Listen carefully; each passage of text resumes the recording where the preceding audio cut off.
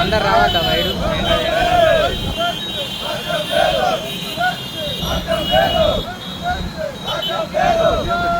కనబడతా ఏడున్నాడు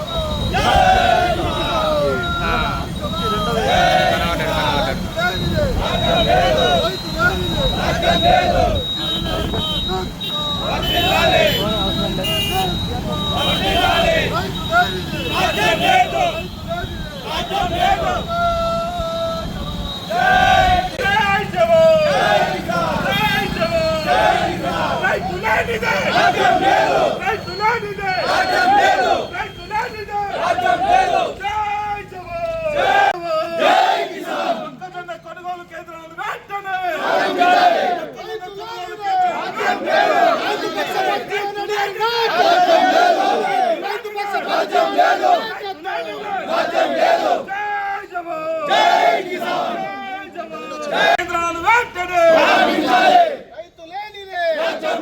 రైతు పక్షపాతి జీవన్ గారి నాయకత్వం రైతు పక్షపాతి జీవన్ గారి నాయకత్వం జై కిసాన్ జై జవాన్ జై కిసాన్ జై జవాన్ జై కిసాన్ జై జవాన్ జై కిసాన్ రైతు లేనిదే రాజ్యం లేదు రైతు లేనిదే రాజ్యం లేదు రైతు లేనిదే రాజ్యం లేదు జై జవాన్ జై కిసాన్ జై జవాన్ జై కిసాన్ రైతు లేనిదే రాజ్యం లేదు రైతు లేనిదే రాజ్యం లేదు నాయకత్వం నాయకత్వం రైతుల పక్షపాతి జీవన్ నాయకత్వం మొక్కజొన్న కొనుగోలు కేంద్రాలు వెంటనే మొక్కజొన్న కొనుగోలు కేంద్రాలు వెంటనే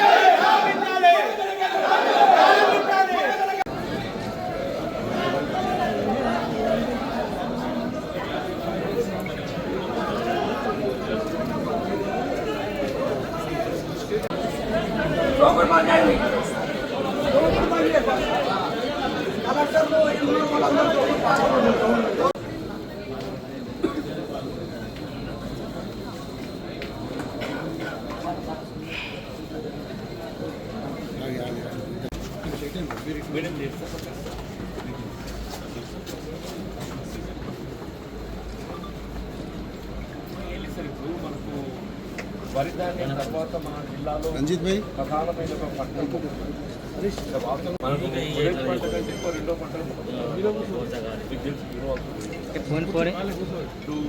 మొక్కజొన్న దాదాపు జిల్లాలో ఒక 50,000 ఎకరాల్లో సాగింది. మొక్కజొన్నలో ఉండే ఒక ప్రతికూల పరిస్థితి ఏంటంటే ఒకటి పూతలు పెట్టడం జరుగుతుంది. ఇప్పుడు ఈ సంవత్సరం ఏదైతుందో ఇప్పటికీ పంట చేతికి కాబట్టి దాదాపు 2 వారాలు గడిచిపోయింది. ఈ 2 వారాలను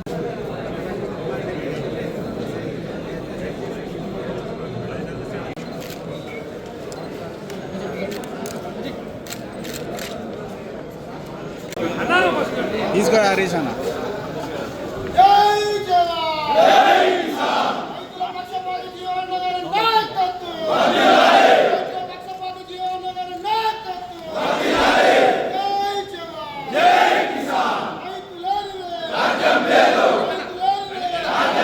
వరి ధాన్యానికి ప్రత్యామ్నాయంగా ఆరుతేడి పంటలను ప్రోత్సహించాలని చెప్పిన ప్రభుత్వం కూడా భావిస్తుంది. ఇలా ఆరుతేడి పంటల్లో ప్రధానంగా ఏదైతుందో రైతుకు కొంతమేర గిట్టుబాటు అయ్యేది కేవలం మొక్కజొన్నని మాత్రం చెప్పక తప్పదని చెప్పంటుంది. ఇలా మొక్కజొన్న సాగు సంబంధించి అంటే వాస్తవంగా అనేక ప్రతికూల పరిస్థితులు ఉన్నాయి. దానికి కోతుల బెడద ఒకవైపు, ఎందుకంటే రాష్ట్రంలో కోతుల బెడద ఇంత తీవ్రంగా పెరిగిపోయింది కదా అని చెప్పారంటే, అంటే అసలు కోతుల నివారణ కొరకు రాష్ట్ర ప్రభుత్వం ప్రత్యేకంగా దానికి కుటుంబ నియంత్రణ కార్యక్రమం చేపట్టాలి, పునరుత్పత్తి నిలిపివేయబడే విధంగా ఏదైతే కార్యక్రమం చేపట్టాలని చెప్పని కూడా పలు సందర్భాల్లో రైతాంగం ప్రభుత్వం విజ్ఞప్తి చేసింది. కోతుల బెడదతో పాటుగా అడవి పందులు కూడా తీవ్రంగా అయిపోయినాయి, చిలుకల బెడద కూడా తీవ్రంగా ఉంటాయని చెప్పి అంటుంది. ఏది ఏమైనా కానీ ఇన్ని ప్రతికూల పరిస్థితుల్లో కూడా రైతాంగం ఏదైతుందో వరి ధాన్యానికి ప్రత్యామ్నాయంగా మొక్కజొన్న సాగు చేయడానికి కొంత మరి ముందుకు రావటము, దానికి ఒకే కారణం ఏంటంటే మద్దతు ధర 2400 రూపాయలు పర్ క్వింటల్ ఉన్నది. ఇలా ఉత్పత్తిలో కూడా ఏదైతే ప్రతి ఎకరానికి కనీసం 30 క్వింటల్ల నుండి 35 క్వింటల వరకు మనకు ఉత్పత్తి వచ్చేటువంటి అవకాశం ఉంది. అంటే రైతు గిట్టుబాటు కావడానికి అవకాశం ఉన్నది. అది 2400 రూపాయల క్వింటల్ అని చెప్పంటే 30 క్వింటల్ వచ్చినా కానీ దాదాపు 75,000 రూపాయల పంట వచ్చే అవకాశం ఉన్నది.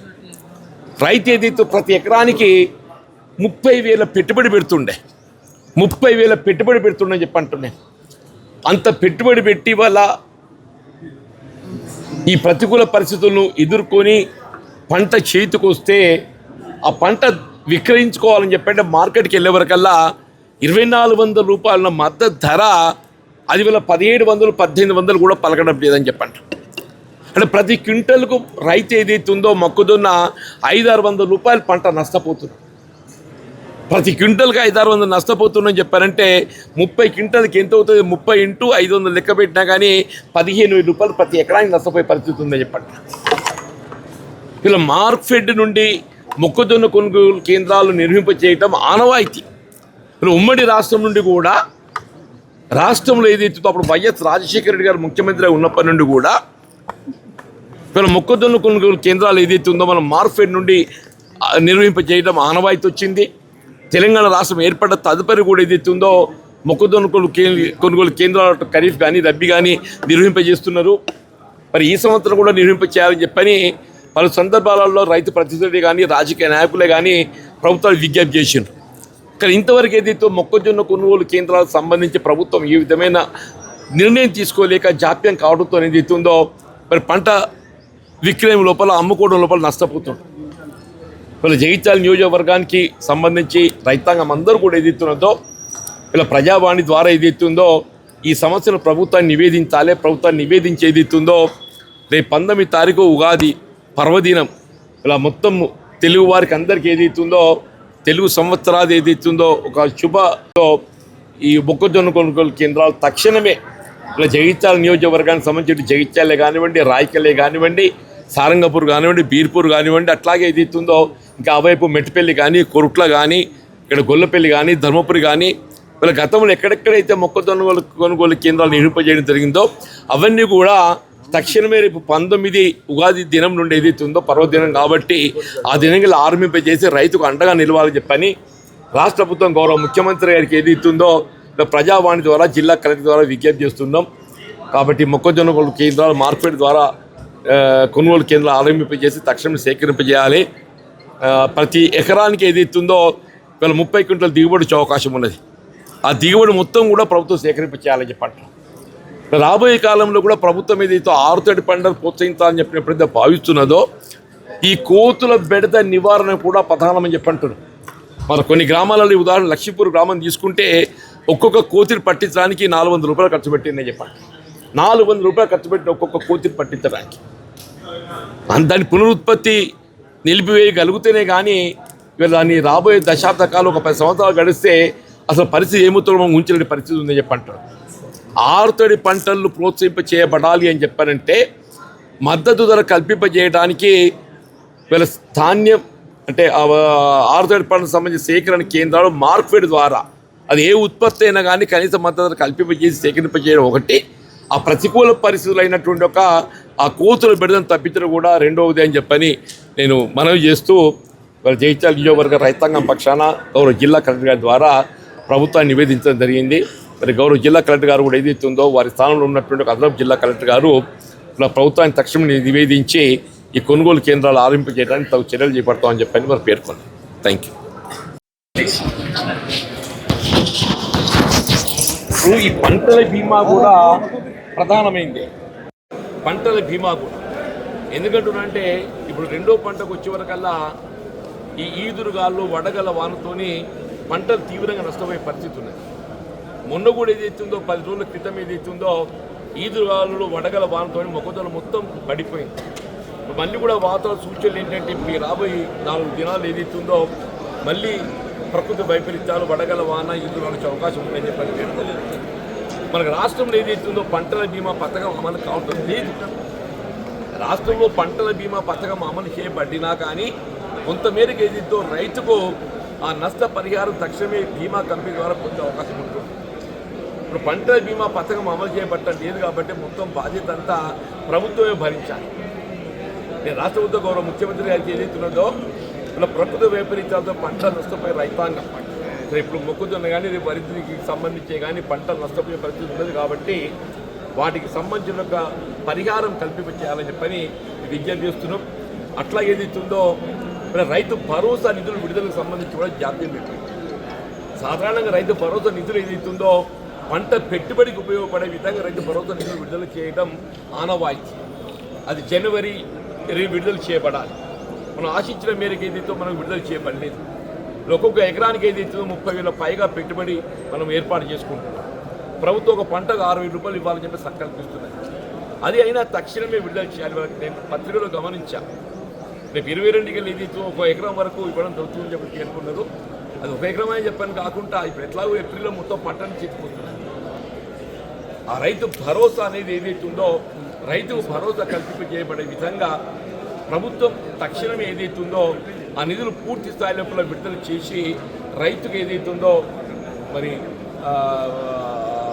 అది దో లేట్ బెటర్ దాన్ నెవర్ సామెత ఆంగ్లంలో దో లేట్ బెటర్ దాన్ నెవర్ అన్నట్టు ఏదైతుందో వీళ్ళ జాప్యమైనా కానీ ఇప్పటికైనా తక్షణమే రైతు భరోసా నిధులు ఏదైతే విడుదల చేసి ఆదుకునే చర్యలు ప్రభుత్వం చేపట్టాలని చెప్పని విజ్ఞప్తి. మార్చిలోగానన్నా కానీ ఆ రైతు భరోసా నిధులు పూర్తి స్థాయి లోపల రైతాంగాన్ని కల్పించేసే విధంగా ఈ పరిమితి అనేది లేకుండా 1 ఎకరము 2 ఎకరాలు 3 ఎకరాలు అనేది పరిమితి అనేది లేకుండా మొత్తం పూర్తి స్థాయిలో అందింపజేయాలని చెప్పని విజ్ఞప్తి.